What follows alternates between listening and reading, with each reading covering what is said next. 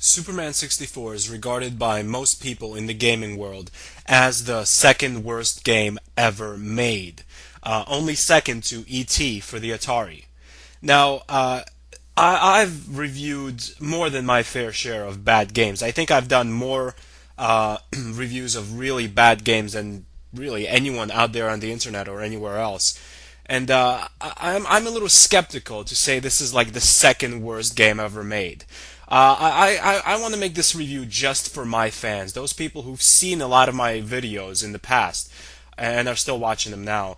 Let's just look at this objectively. You have Superman, who's flying through rings. Obviously, the first thing here is they created this whole world. I mean, it looks like he's inside a computer program, but really, this could easily have been made into like a little city. So they have the model for this, crude yet big city, and yet they have this timer and they make you throw like cars, and you have like a few seconds to throw a car, and the rest of the game is just flying through rings. It's absolutely ridiculous. It's handicapping Superman. It's ruining what could have potentially been an amazing classic, one of the first ever free roaming superhero games. I mean, think about Spider-Man, the original Spider-Man for the PlayStation 1. That was a really great game because it was semi-free roaming, and you could do what Spider-Man did. In this game, it's really just flying through rings, and that's not what Superman is supposed to be about. You have to excuse my voice. I have a little cold, but playing a horrible game never helps. When you're sick, it only makes things worse. So I probably shouldn't be doing this. I should be doing positive things. I should be watching cool shows and playing cool games. I should get back to like GTA or something. I should play some more No More Heroes. But let's get back to Superman being the second worst game ever. And like I said, I reviewed I think a lot more games, a lot more bad games than I'd say everyone on the internet. And it's not the second worst game ever made, simply because it has good graphics. That alone, it's a playable game. It's a game. I mean, do you guys remember? Again, this is kind of a review, unscripted, just shoot the shit. A review for my fans here. You remember my review of Where's Waldo? That was a picture. You played a picture. There were no graphics. And look, I played Fantasia 4. When there's a good mud, non-graphical RPG, I'll be all up in that shiznit. But that game was just a goddamn picture with absolutely no playability. Just look for Waldo in a picture. It shouldn't be a game. It should have come out as a book. So that alone makes it, and there are way worse things in terms of controls. For instance, Superman doesn't control very well. In fact, he controls horribly. But when we look at some Color Dreams games, where basically every Color Dreams game is, at least every, side-scrolling Color Dreams game, is your character sliding on the floor. It's all the same mechanics. It's like whenever your character stops, he slides a little bit. You're running, but you're also sliding. It's like you're running on ice. And I'd say that's way worse than not being able to turn the right way, which can be mastered. But there's no way you can master a game when the environment is set up for you to just suck at moving.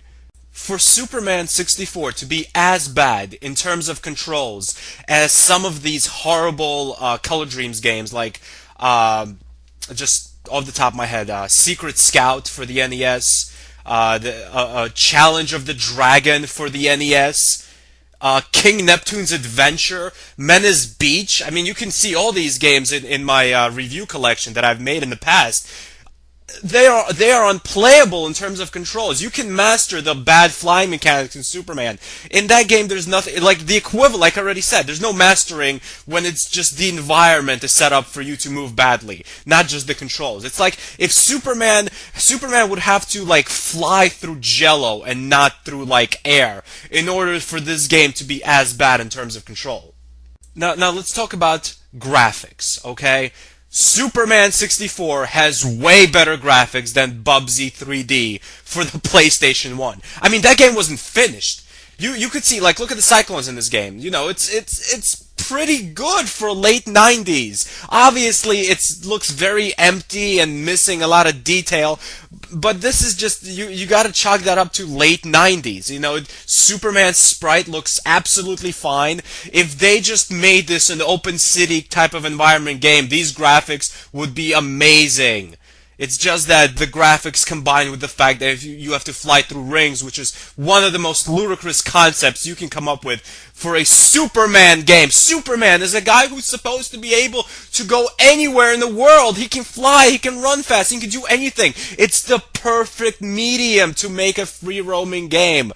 Of course, that is one of the worst things about the game. But Bubsy 3D wasn't finished. I mean, you watch my review of Bubsy 3D. The first few, or rewatch it. I guess this is a review for fans, the first few levels that are supposed to be made to look really good, so you catch the attention of the player, they weren't finished. They didn't finish the first 3 levels. Forget about the last levels of the game, which were just as bad, but you'd think they'd at least put a little effort into the first levels just to show what your game could be capable of and to catch the player's attention. They didn't even think about that.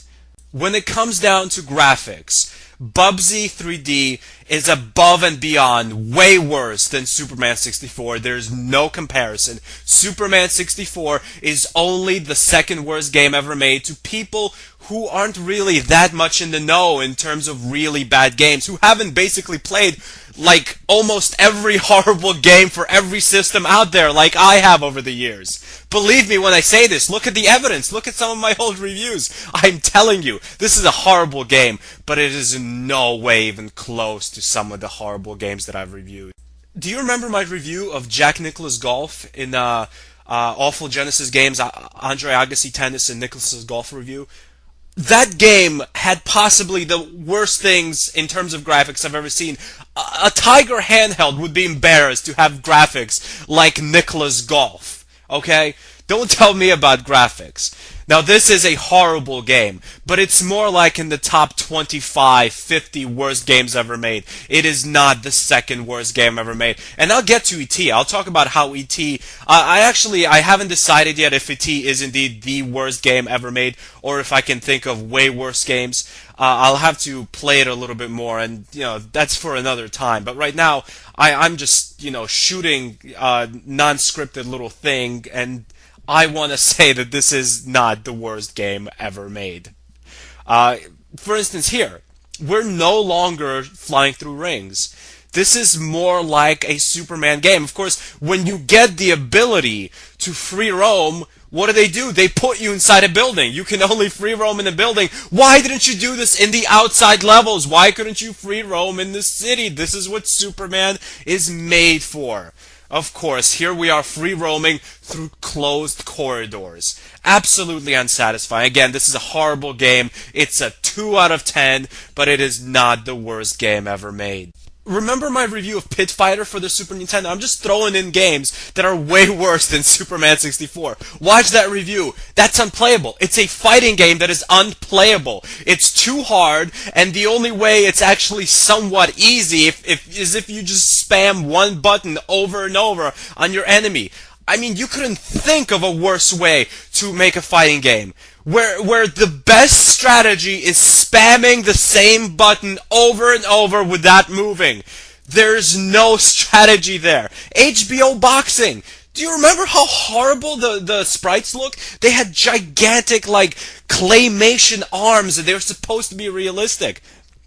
I'm sorry, but this game is not even close to the worst. Now, in terms of bad, like I said, it's got to be in the at least top 25. I would say this is possibly like the 20th worst game ever made, but of course, I'd have to run through an entire list, and I just don't want to do that right now. But this is, in fact, a horrible game. There's a lot of trial and error. This game is incredibly hard, especially flying through the rings, and the timer parts of the game are absolutely insane.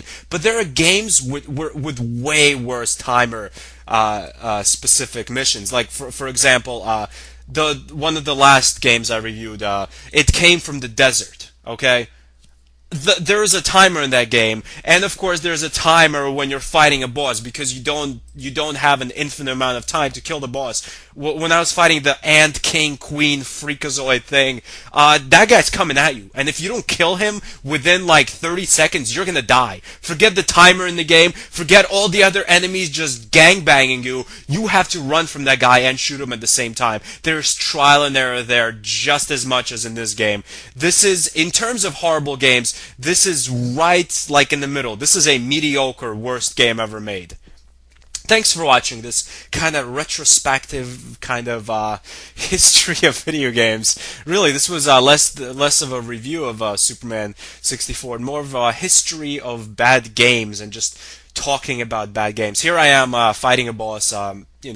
It's crap. But have you seen my review of Batman and Robin for the PlayStation? You think these fighting controls are bad? You gotta watch the fighting controls in Batman and Robin. And at least in that game, you can beat like just an ad. I'm fighting a boss here. You can get your ass kicked by like just a regular little thug on the street. And that game was free roaming, and it was one of the first ever giant free roaming games. But it was still horrible, just for how horrible the controls were, and how bad the mechanics were, and just how repetitive everything was. But come on, there's no way you could say this game is worse than Batman and Robin for the PlayStation. There's no way. You gotta play that game and tell me that with a straight face. It's impossible. This game is passable, although there's a lot of trial and error, and there's a lot of really annoying stuff, but it's passable. So, yeah, that's my little review of Superman 64. Check out all those reviews I mentioned. If you're kind of a new watcher of my game reviews, you will not be disappointed. If you've seen some of my latest game reviews, those older ones will be just basically the same, maybe a little more stuttering, but yeah, the same old thing. So thanks for watching. Goodbye, my friends. I love you all. Another game review coming up real soon, so stay tuned.